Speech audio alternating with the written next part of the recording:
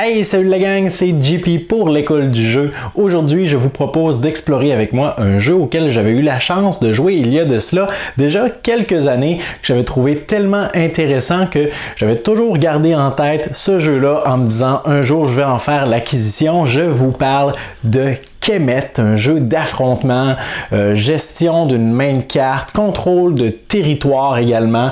Alors dans ce jeu, on n'a que des ennemis, on regarde ça ensemble. L'école du jeu, en partenariat avec la boutique L'Imaginaire, au-delà de vos attentes.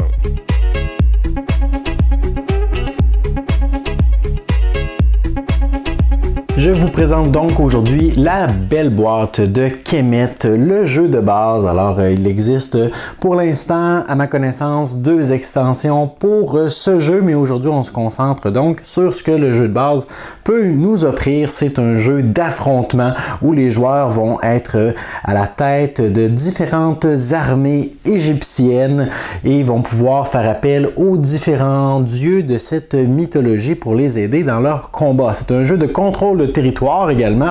On remportera la partie une fois qu'on aura atteint un certain nombre de points qui sera déterminé en début de partie selon si on désire faire une partie plus courte ou plus longue, donc soit 8 ou 10 points de victoire. C'est un jeu pour 2 à 5 joueurs, bien que j'ai des soupçons sur la qualité de l'expérience à 2 joueurs. J'ai l'impression que plus on est, plus on vit le jeu et on ressent ce qu'il a à offrir. Mais c'est un jeu qui est tout de même assez rapide puisqu'il y a plusieurs façons de récupérer des points de victoire selon les stratégies que l'on décide d'adopter pendant notre partie. Alors regardons ce que cette boîte contient.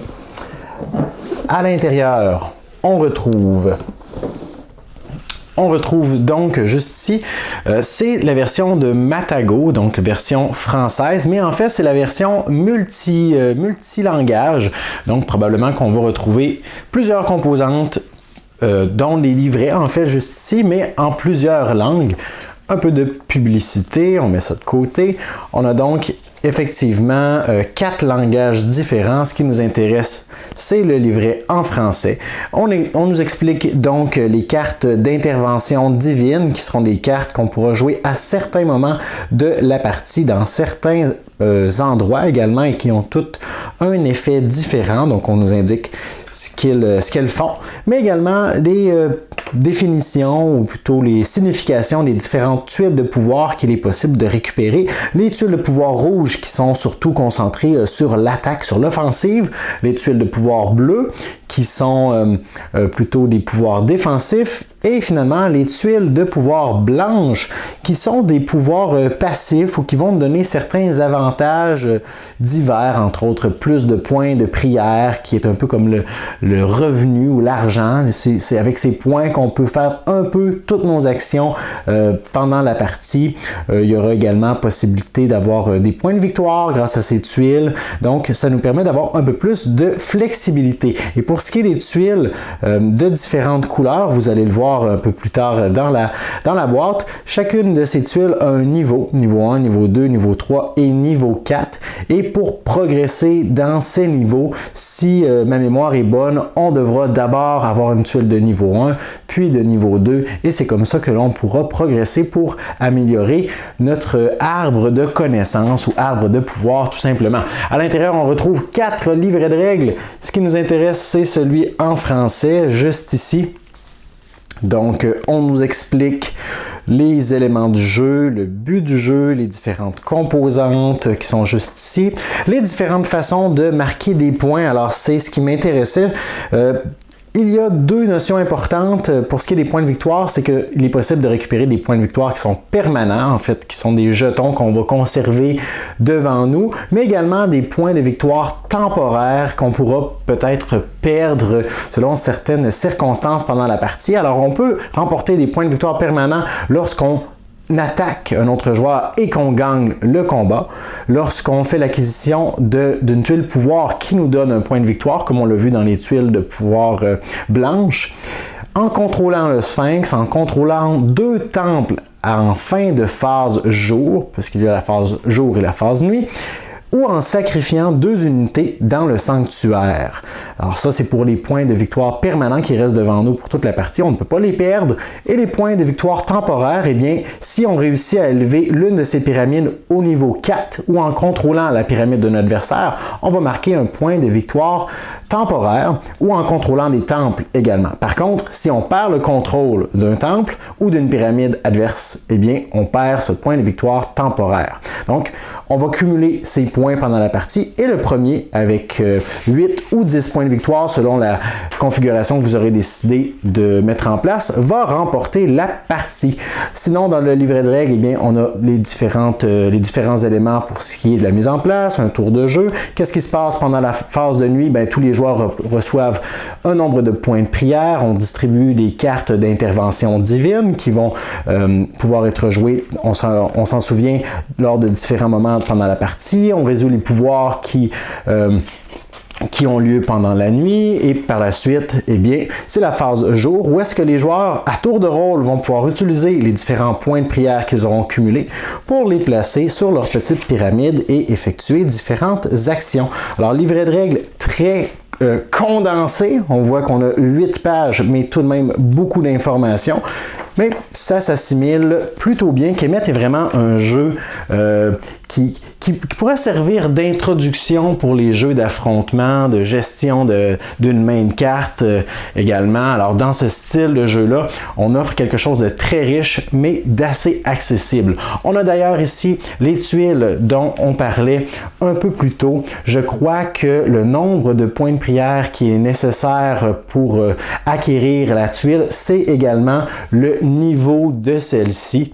Alors, on aurait, si c'est exact, ici une tuile de niveau 2 qui s'active pendant la nuit. Ça donne 2 points de prière supplémentaires. C'est une tuile blanche. On a ici les tuiles rouges et les tuiles bleues. Ce qu'il est important de savoir, c'est que oui, la plupart de ces tuiles vont nous donner des pouvoirs qu'on va pouvoir utiliser pendant la partie, mais certaines d'entre elles vont également nous donner de nouvelles unités qu'on va découvrir un peu plus tard dans la boîte, parce que normalement, on est à la tête d'Égyptiens, des humains, comme on le voit juste ici, des petites figurines qu'on aura également à l'intérieur, mais il est possible d'aller chercher un scarabée géant, un serpent gigantesque, un chevaucheur d'éléphant, un sphinx, une espèce de sphinx, ou je ne sais pas trop, peut-être que c'est simplement une statue aussi. Donc il y a d'autres figurines, des unités améliorées, plus efficaces qu'il est possible d'aller récupérer. Ici, nous avons les plateaux de joueurs. Donc, ces plateaux, outre le fait qu'ils ont un visuel différent pour ce qui est de l'avatar, du personnage juste ici, représentent les mêmes choses. On a la piste de revenus, de points de prière juste ici. Donc, selon combien de points de prière on génère en début de tour, on va placer notre petit marqueur et on va le descendre sur la petite piste selon l'utilisation qu'on en fait. Et nous avons ici les 4 étages de notre pyramide.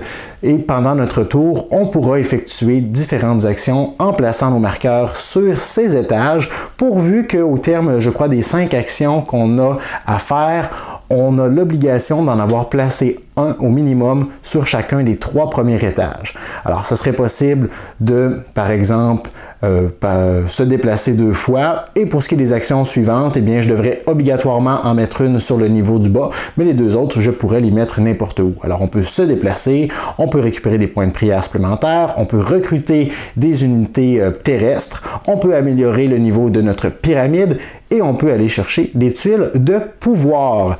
Alors, voilà pour ce qui est de notre petit plateau de joueurs. Ici, on a davantage de tuiles, de plateaux, également les jetons pour ce qui est des points de victoire, et on remarque que les points de victoire ont un visuel différent parce qu'on veut savoir comment on les a obtenus, ces points de victoire-ci. On a par la suite d'autres tuiles de pouvoir, juste ici, et encore des plateaux de joueurs, des tuiles de pouvoir. Oh, en voilà un dernier.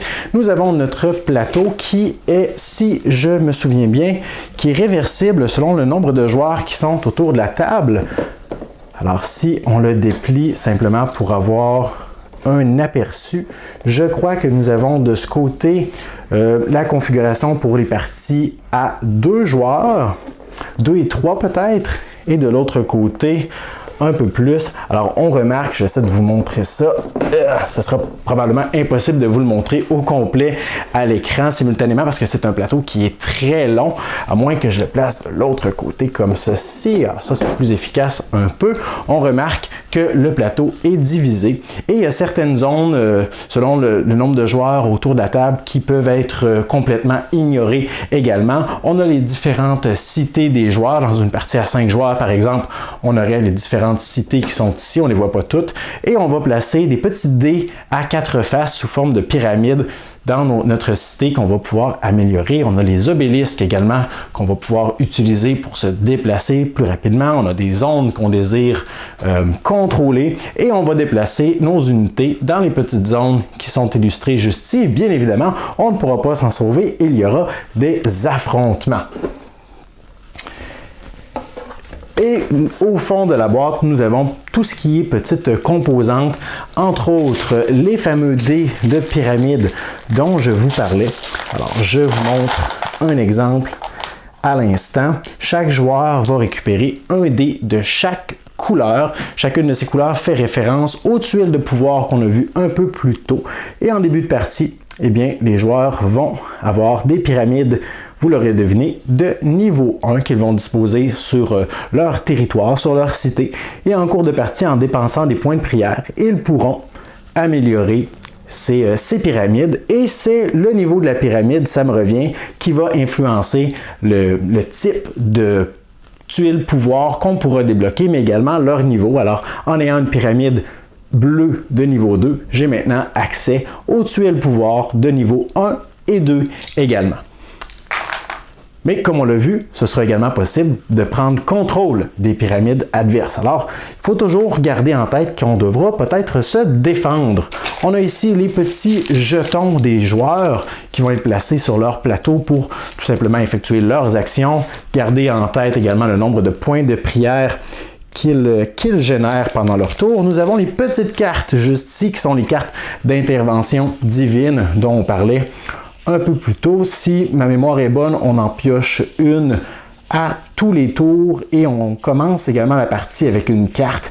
Donc ces cartes vont être distribuées, vont être conservées de façon secrète et lors des périodes qui sont indiquées tout simplement, soit en situation de combat, pendant le jour ou peut-être pendant la nuit, on doit en avoir à quelque part dans ce paquet-là, les cartes pourront être dévoilées et jouées pour avoir un avantage pendant le combat ou tout simplement un petit bonus pour les différentes phases de jeu.